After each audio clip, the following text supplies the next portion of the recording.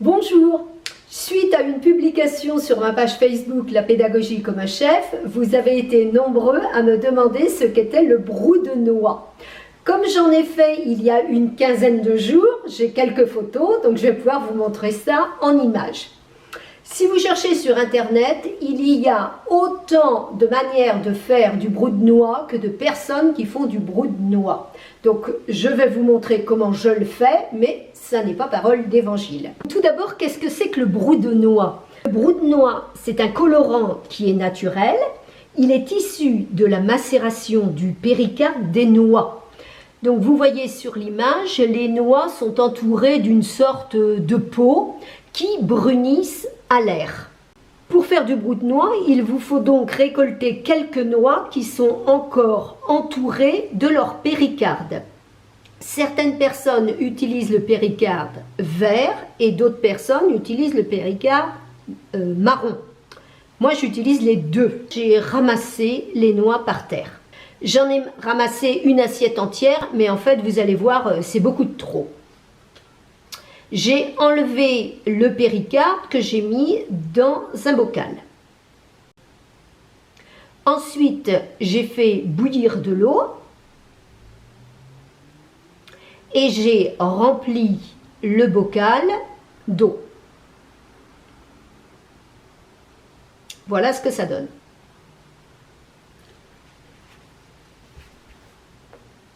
Et maintenant, je vais vous faire une démonstration avec mon brou de noix qui est fraîchement fait. Et il me reste un tout petit peu de brou de noix que j'avais fait il y a quelques années, je ne sais même plus exactement quand. En général, on utilise le brou de noix pour colorer le bois, mais on peut aussi l'utiliser comme de l'encre. C'est ce que je vais vous montrer maintenant. Petite précision, le brou de noix tache énormément. C'est bien de se protéger avec une blouse et de protéger sa table. Donc là, le brou de noix qui a déjà plusieurs années.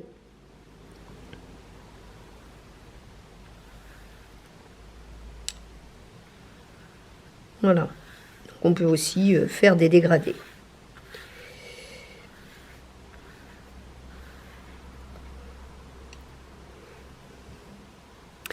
Et là, mon brou de noix qui a une quinzaine de jours. Donc, il est beaucoup plus clair. Celui-là, il est légèrement rosé. Voilà. Donc, vous voyez des morceaux de péricarde, parce que j'ai encore le péricarde. Dans l'idéal, pour en faire de l'encre, après, il faut le passer pour enlever le péricarde et les tout petites... et les tout petits morceaux de péricarde qui se trouvent à l'intérieur. Il est très clair, mais ça peut être aussi très sympa de le mélanger avec d'autres encres. Je vais faire un essai avec du rouge.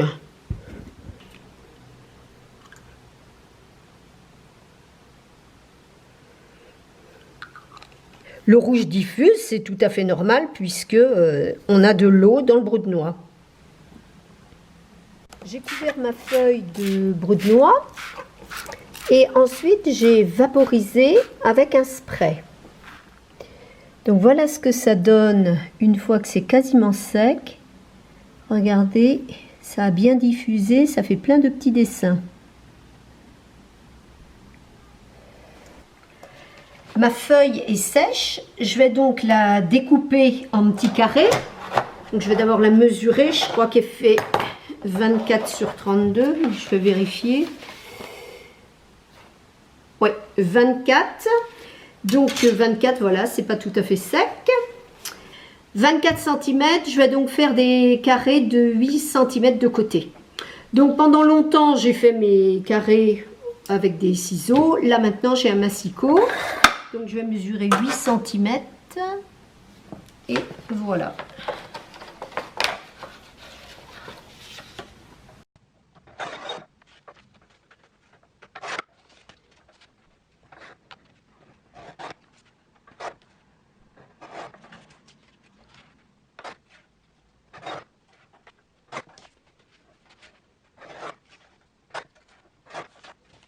Voilà, j'ai obtenu 3 x 4, 12 carrés de 8 cm de côté.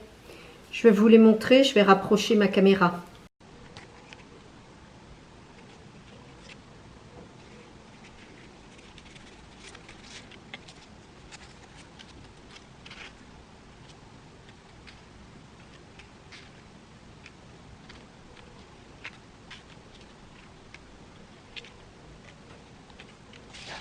Rien que de voir les dessins sur certains petits carrés, ça donne déjà des idées.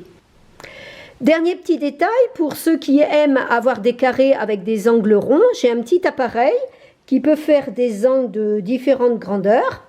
Donc c'est tout simple, on met le carré dans la machine, on appuie et on ressort le carré et il a un angle rond. Donc 4 mm, 7 mm et je vais vous faire un 10 mm. Voilà. Je trouve que ça finit le carré d'avoir un petit angle rond. Voilà, j'espère que ça vous aura donné envie de fabriquer du brou de noix ou du moins l'utiliser car on en trouve encore dans les magasins de beaux-arts. À bientôt pour une autre vidéo.